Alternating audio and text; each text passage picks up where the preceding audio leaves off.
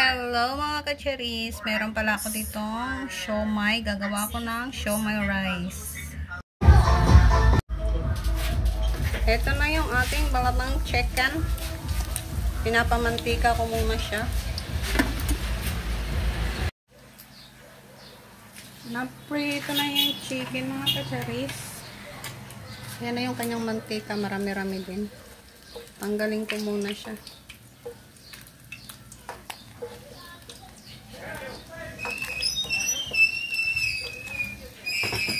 Lagay ko na yung bawang.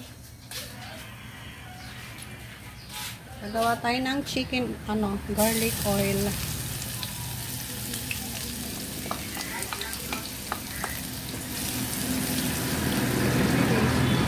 Meron pang isa.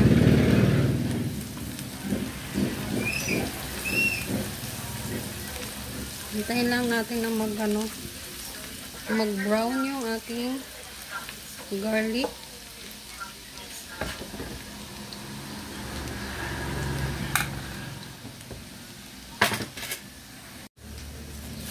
Maglalagay ako konti ng aswete powder. Konti lang naman.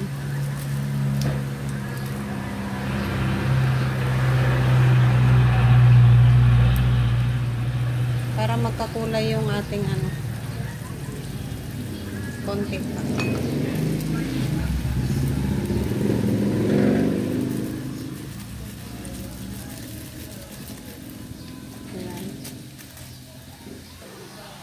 Optional lang to mga ka-cherries, maglalagay ako ng paminta powder para yung ating garlic chicken oil ay may konting lasa.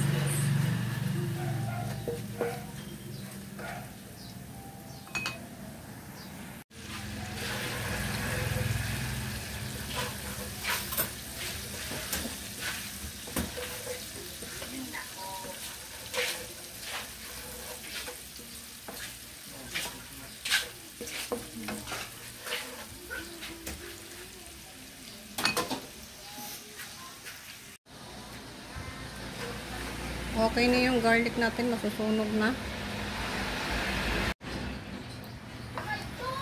Magprito naman tayo ng egg.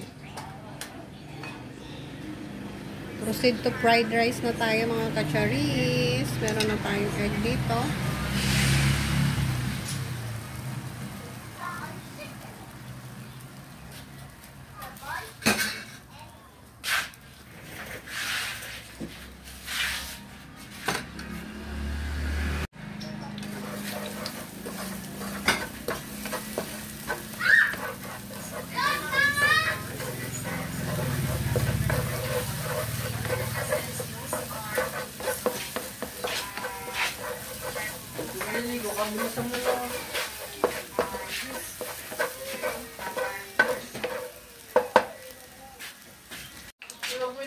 Makalimutan ko yan mamaya.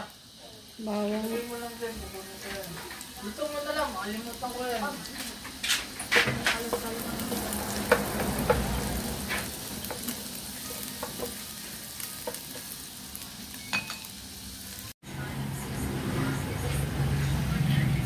Sibuyas.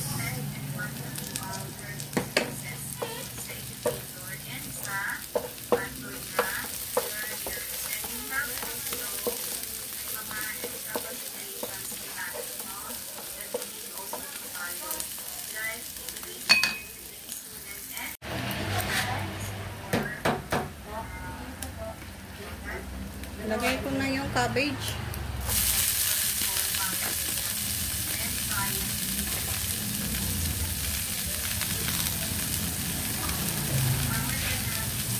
Lagay tayo sa onting paminta powder. Dun sa cabbage lang Tapos, konting asin. Sa cabbage lang din. Then, mix na natin.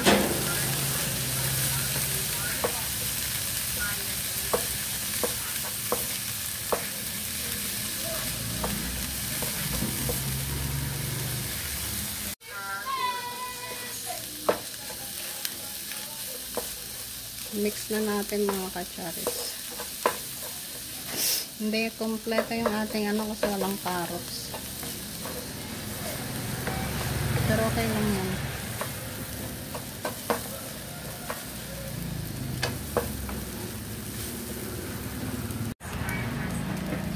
Lagay ko na yung ano, yung tawag doon, yung bahaw.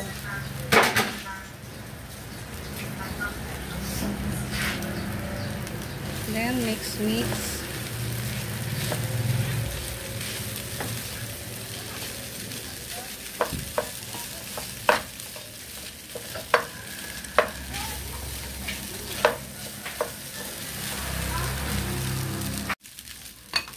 Lagay ulit ako ng paminta powder sa rice. Isa pa dahil kaunti na lang yan.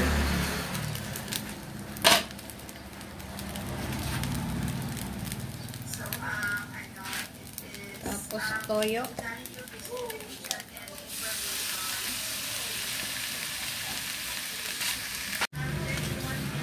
Lalagay akong konti lang ng magic. Okay na yan. Then mix natin. Malapit na luto ang ating siomai rice.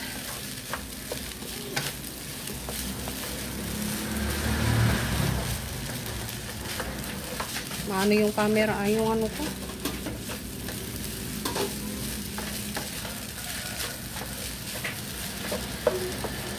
Siyempre, titikman natin kung okay na yung lasa.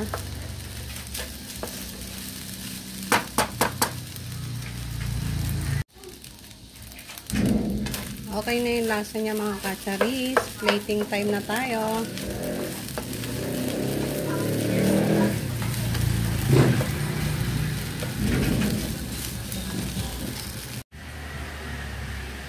Ayan na yung ating garlic. Ay, ano ba yan? Basta fried rice, yun na yun.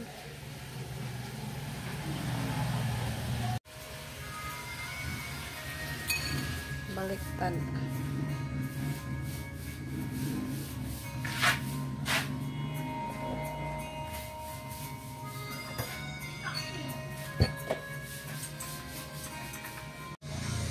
Ito na yung ating siomai. Maglalagay tayo ng garlic on top.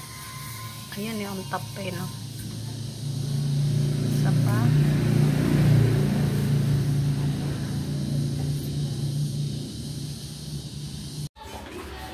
Meron tayong toyo. Lagyan kong kalamansi. 3. Para sa sausawan ng ating siomai. Tapos lagay tayo ng garlic.